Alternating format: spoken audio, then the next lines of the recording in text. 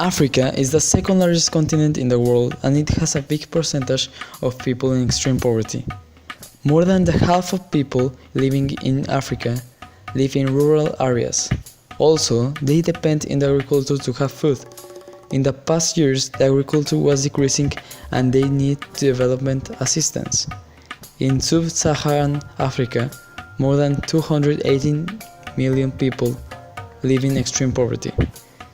Since the 1990s, the poverty of Africa has been decreasing, and therefore are more people in rural areas in extreme poverty. One of the major factors that affect is the increase of population growth. Africa has a vast variety of languages overall. Already expected, there are around 1,500 to 2,000 languages in total in the entire continent, where we have four main groupings where all these languages vary. Afroasiatic, around 200 languages, mostly Northern Africa.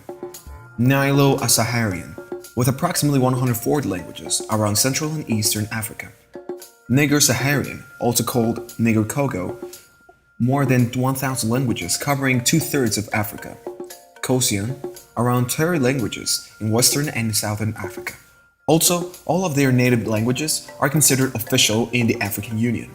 But also, they have other official exterior languages like French, Arabic, Portuguese, Kirundi, English, and many other ones around the entire continent.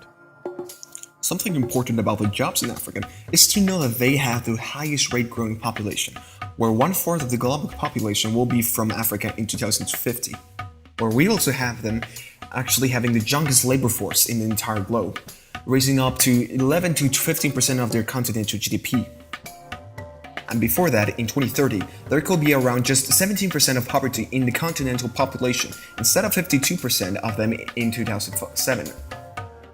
We also found that from 2000 up to 2007, the working age population grew 2.6%, creating 96 million working age people along the way. And even 10 or 12 million already entering the job market annually by today. Still, things wouldn't be so easy as they don't know if they can create enough jobs for everybody. Excluding the problematic that it's also the toughest continent to do business. African education. The education has an important role in the improvement of the continent. The main problem in Africa are African schools. They don't have teachers, therefore nobody teaches the children. Many organizations are trying to collect money for these children because they lack school supplies.